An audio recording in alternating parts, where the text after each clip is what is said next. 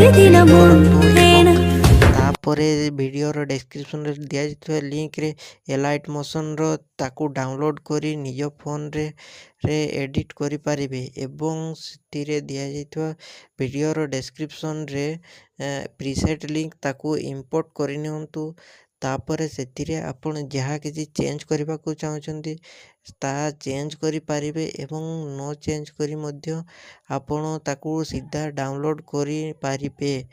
ଯଦି ଭିଡ଼ିଓଟି ଭଲ ଲାଗିଥାଏ ଚ୍ୟାନେଲଟିକୁ ସବସ୍କ୍ରାଇବ୍ ଆଣ୍ଡ ଭିଡ଼ିଓଟିକୁ ଲାଇକ୍ କରିନିଅନ୍ତୁ।